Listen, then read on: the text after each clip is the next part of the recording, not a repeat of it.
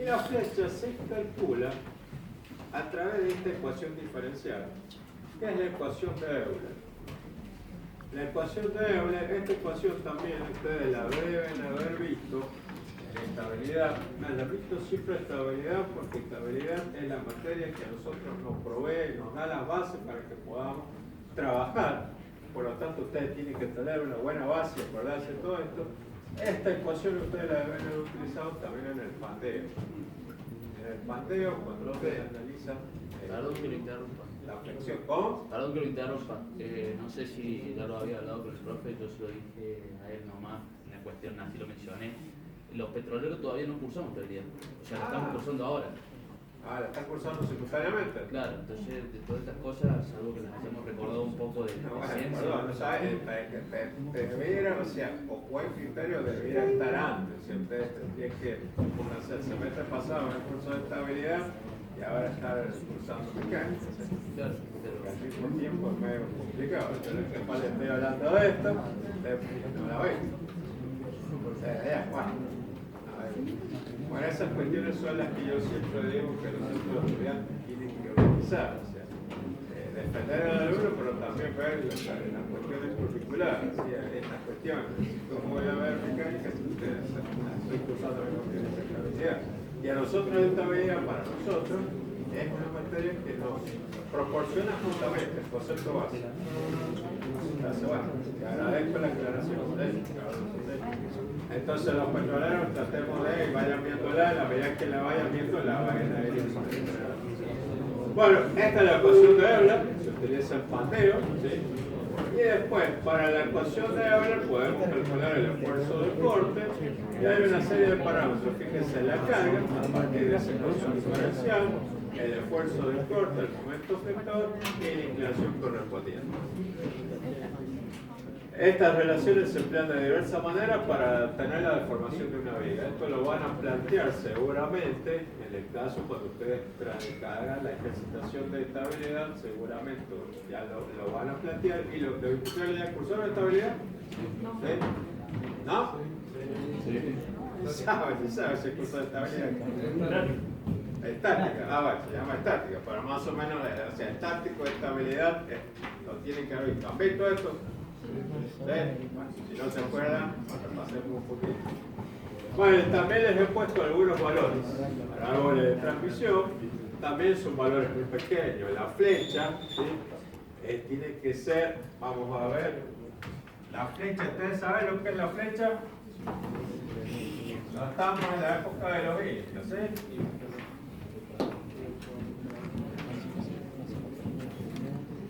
Nosotros decíamos que el árbol era una viga que tenía polos,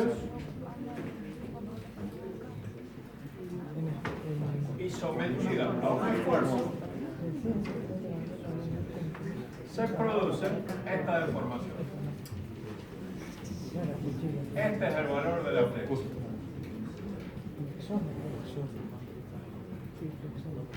¿Sí? Eso es lo que se conoce como la flecha de una viga.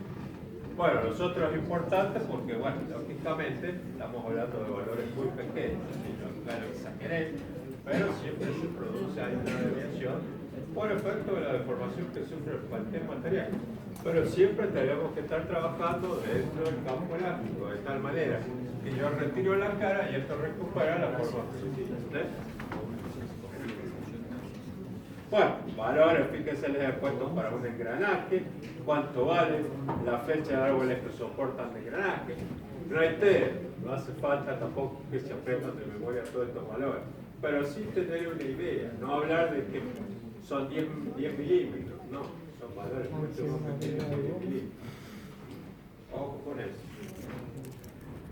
Recién habíamos hecho, cuando hicimos las consideraciones para tener en cuenta el diseño de un árbol, que había que revisar las frecuencias de vibración, que la frecuencia natural, para tener en cuenta la vibración. ¿Por qué? Porque acá aparece el concepto de la velocidad crítica de un árbol. Vamos a analizar qué es esto. Yo acá fíjense que tengo este árbol, que está apoyado, acá tenemos el continente inferior y el continente superior. Ese árbol tiene montada una rueda Y vamos a analizar que en ese árbol yo tengo un centro que le llamo C sub I. El C sub I es el centro ideal. ¿Qué sería el centro ideal? Que este árbol no se deformara, o sea, que fuera perfectamente rígido. Si yo me pongo con un teodolito y mido y veo que hay una coincidencia total entre este punto y este punto, ¿sí? Por eso le llamo centro ideal, porque por lo general siempre hay deformación, ¿sí? Por el mismo, si yo no tuviera aplicado el esfuerzo, por el mismo peso que tiene el árbol, vaya a tener una pequeña flecha. Entonces, el centro ideal es el centro que me une este punto con este punto. Hablo un C sub E, que es el centro del eje. El eje tiene una deformación, por lo tanto yo voy a ver si existe esa deformación, existe esa pequeña diferencia. Y vamos a tener que esta masa, este volante que está acá montado, tiene su centro correspondiente, que es el que he llamado como C sub E.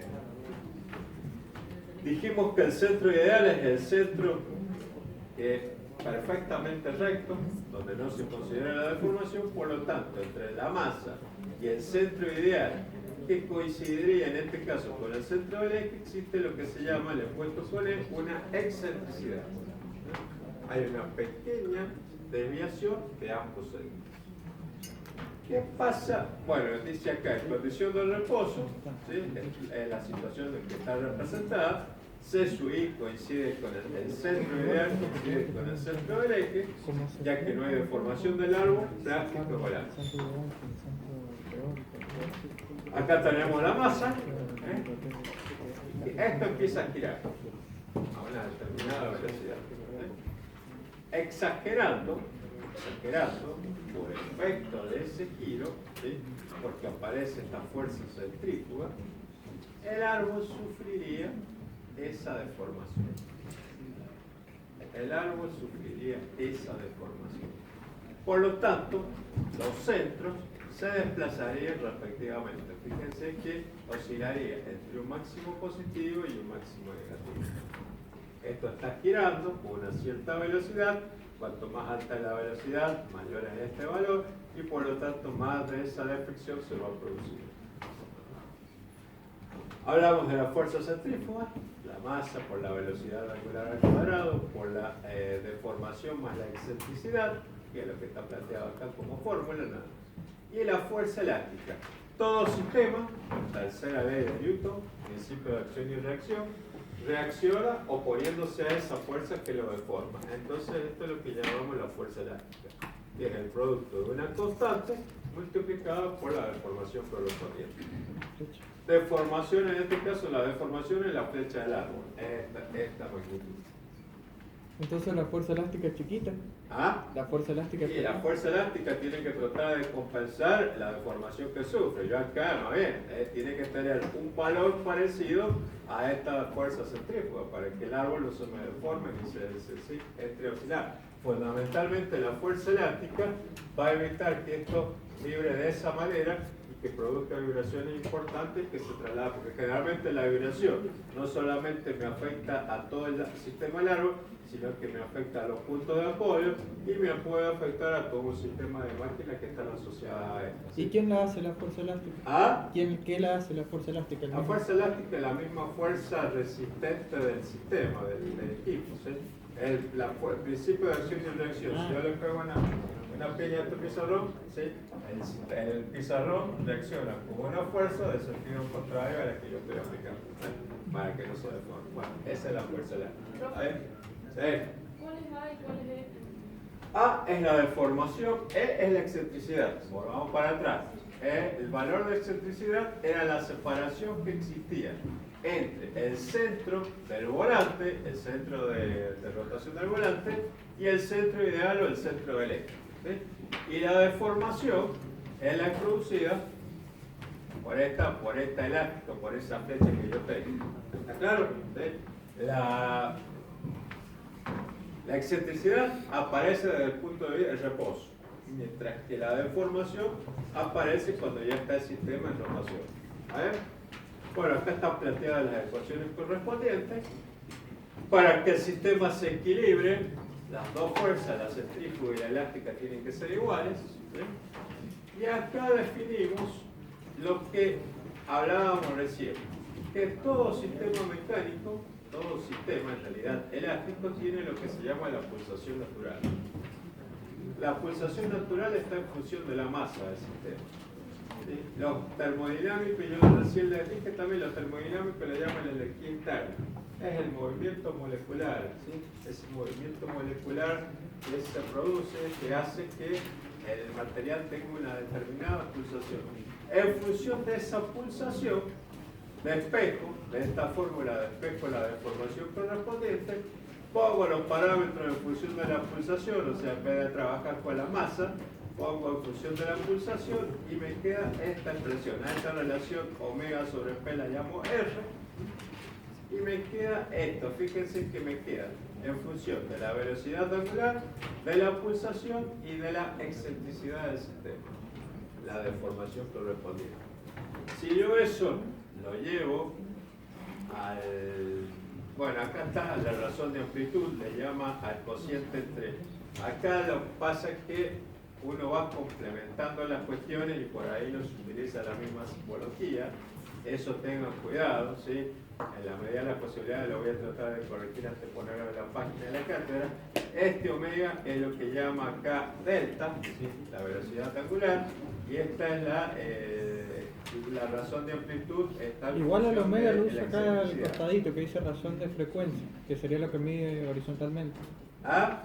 Que horizontalmente mide el omega ahí. Acá, no, acá está el omega, claro, no, esta es la razón de amplitud, no me demolí, esta es la razón de amplitud que no está en función de eso, sí, es la razón entre la velocidad angular y la excentricidad. Entonces, si yo llevo esto en función de la razón de frecuencia, me va a quedar una ecuación unipárobola, ¿sí? En este lado, y si tomo los valores negativos, me va a quedar este lado. Básicamente, fíjense que las dos curvas se hacen asintóticas a este valor. Ese valor es lo que se llama la resonancia, o sea, se va a producir la resonancia del sistema. La resonancia del sistema es un valor característico de velocidad angular, que es la que produce que la deformación alcance valores muy grandes.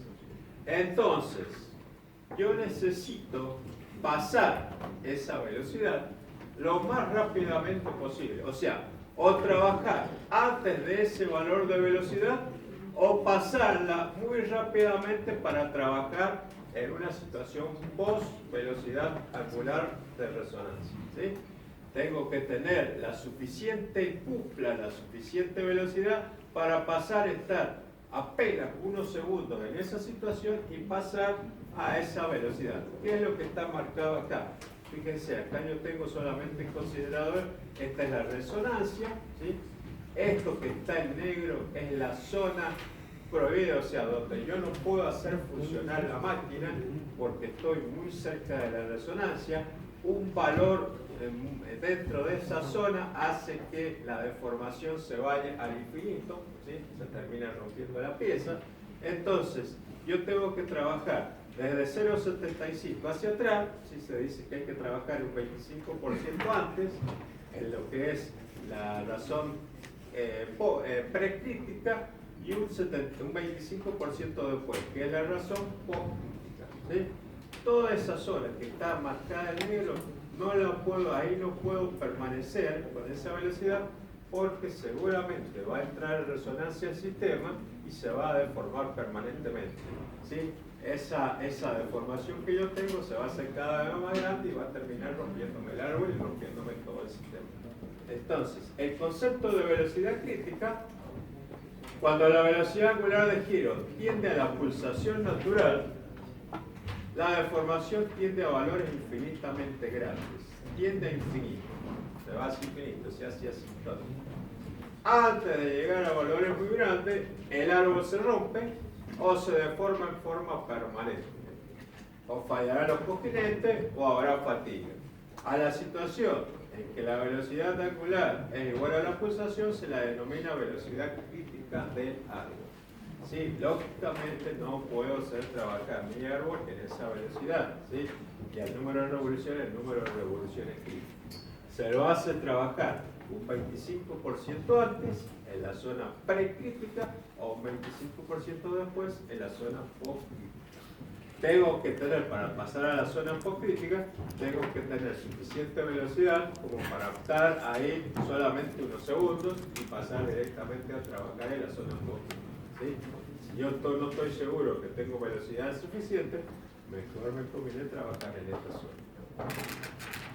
Bueno, en caso de funcionamiento poscrítico, el paso por la zona de velocidad crítica debe realizarse lo más rápidamente posible, ¿sí? Eso evitando que las amplitudes se tornen peligrosas. El motor debe poseer una reserva de combustible suficiente para que exista poder de aceleración y se supere la zona de Eso es importante que ustedes lo tengan en cuenta, porque a veces puede ser que el motor tenga suficiente cupla, pero lo tengamos muy cargado al árbol. Entonces, por ahí, esas masas que están así son masas resistentes, son fuerzas resistentes y impiden que el motor adquiera la velocidad. Tenemos que tener en cuenta esos aspectos. El modelo matemático de todo esto es lo que se llama coeficiente de influencia, ¿sí? Esto es un modelo matemático de investigación. Solamente hago una pequeña reseña de esto, nada más, no entramos en demasiado detalle porque sí, esto es, por ejemplo, el año pasado, el anteaño, uno de los alumnos ayudantes quería tener un trabajo de investigación porque necesitaba para una beca. Y bueno, lo pusimos a trabajar en esto, los coeficientes de influencia, avanzó un poco, pero en realidad nunca no llegamos a un concepto. Entonces, son modelos matemáticos donde se avanza un poco más sobre la deformación que tiene la velocidad crítica del agua. Si alguno está interesado en trabajar sobre esto, estamos tratando de generar un laboratorio para investigación, para todo eso. Bueno, sería un tema importante para poder nosotros generar alguna masa crítica de conocimiento respecto a estos temas. Bueno, acá está considerado el modelo este dice que vamos a hacer alguna referencia. Se utilizan los coeficientes de influencia, que son las deflexiones transversales, o sea, cuando hablamos de deflexiones transversales, hablamos de la flecha, ¿sí? En la ubicación de un eje, debido a una carga unitaria ubicada en la ubicación J. O sea, yo aplico la carga acá y analizo qué pasa con la flecha en las otras secciones correspondientes de esa carga. Ese básicamente es el modelo o el coeficiente de influencia. Plantea una ecuación matemática, ¿sí? Una ecuación de tipo diferencial, o sea, la ecuación diferencial con coeficientes que generalmente es no homogénea. Por lo tanto, tengo que calcular los coeficientes particulares y después tengo que establecer las condiciones de contorno. Por eso digo que no hace un poco al estudio de ustedes como mecánica aplicada. Ya es un trabajo mucho más de investigación y como para avanzar un poco más profundo en el tema. Bueno, vamos antes que me pase acá. Acá hablamos de los modos de vibración. Nosotros dijimos que el árbol iba a vibrar en forma peligrosa de esta manera. Fíjense que se generan deformaciones importantes. Esas deformaciones importantes, esta es la onda fundamental, el primer modo de vibración, pero esa onda yo la puedo descomponer, es lo mismo que hablábamos de fatiga. Yo voy a tener una onda de cualquier forma, con distintos pulsos, con distintas amplitudes, y si yo analizo o descompongo esta onda en sus ondas fundamentales, voy a tener una onda fundamental que quizás es perfectamente senoidal, voy a tener una onda de tipo terciario que es senoidal pulsante, ¿sí? Los distintos modos de vibración, tengo una animación, no me acuerdo si la he traído, pero si la consigo que la ubicar, se las muestro. A la onda principal yo la puedo descomponer en distintas ondas secundarias, ¿sí? Y se habla de la onda, el primer modo es el fundamental, el segundo modo, el tercer modo, dependiendo de qué compleja sea la onda general. La voy descomponiendo en ondas senoidales, mucho más simple para el estudio. A cada uno de esas descomposiciones es lo que se llama los modos de vibración, Entonces yo, de pasar de una onda de este tipo, en la cual es complejo analizarla porque tengo pulsaciones o amplitudes distintas, ¿sí? Posiblemente en alguna zona no es perfectamente senoidal, entonces se complejiza, transformo todo el sistema en distintos modos de vibración con ondas senoidales. Y eso puedo analizar. Cada uno de esos modos es lo que se llama los modos de vibración. Y los modos de vibración, ¿sí? Puede ser importante, por ejemplo, puedo analizar, si yo descompongo esto, puedo analizar cuál frecuencia, porque acuérdense que estos son distintas frecuencias. Puedo analizar de todas esas frecuencias cuál es la más peligrosa. Entonces, en ese momento, ¿sí?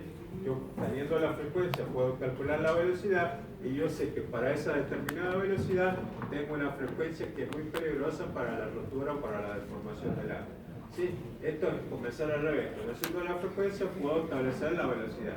Y yo conociendo qué velocidad es perjudicial para que el árbol se deforme y se pueda romper, entonces puedo analizar el modo de vibración correspondiente.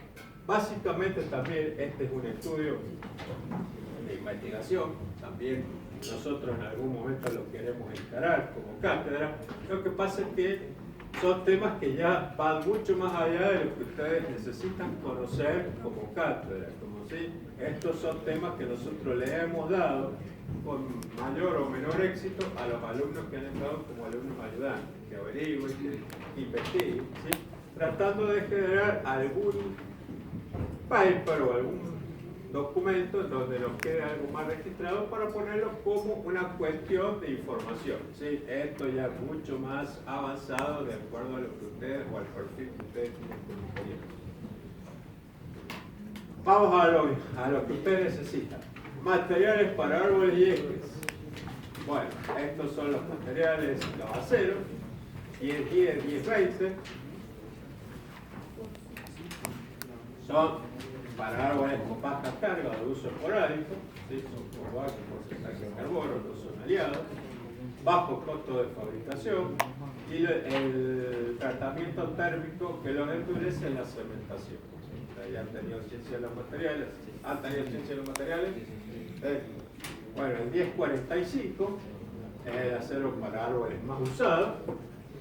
Es el de mayor contenido de carbono, lógicamente que estos son dulces, son aceros dulces, ¿sí? Por lo tanto, mayor dureza, mayor resistencia mecánica y lógicamente un poquito más caro que los anteriores, ¿sí? Cuando este acero se endurece por temple, sufre deformación y baja su resistencia a la fatiga. Bueno, hay que analizar justamente cuál es el tratamiento térmico más adecuado para poder eliminar la concentración de fuerza y para evitar esta cuestión. Acá tenemos aceros aliados, ¿sí? Este es un acero de cromo molibdeno, ¿sí? El cromo molibdeno le da resistencia, alta resistencia mecánica, ¿sí? Entonces, pero son aceros aliados y que lógicamente tengo que utilizar de acuerdo porque el costo es bastante, mucho mayor que lo de los aceros dulces. Y también se emplean este tipo de aceros según la norma DIN, que están lógicamente asociados a esto. Lo que pasa es que estos son aceros de acuerdo a la norma americana y estos son aceros de acuerdo a la norma alemana. ¿Sí? He puesto un poco la reseña de las dos normas que por lo general son los aceros que nosotros trabajamos en la industria directamente. ¿Sí? Criterios técnicos. Esto sí es importante y estas son las preguntas que nosotros hacemos en los exámenes. ¿Sí? Debe tratarse tal rojo que los árboles sienten poca luz. La luz del árbol es la distancia que existe de apoyo entre polos. Esa es la luz que nosotros llamamos.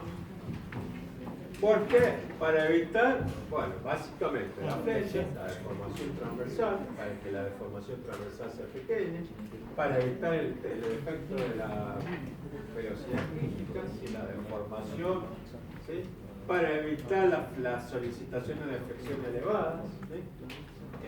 Y además, los cojinetes y rodamientos se dispondrán lo más cerca posible de las cargas más elevadas. Yo tengo que ver qué voy a colocar sobre este árbol, ¿sí? Y lógicamente tengo que colocar cerca del apoyo para que esa zona del árbol no quede muy comprometida. Si yo coloco la carga acá y coloco el apoyo allá, fíjense que le queda una luz importante. Entonces en ese tramo va a haber flexión y voy a tener todos los problemas que acabamos de conversar.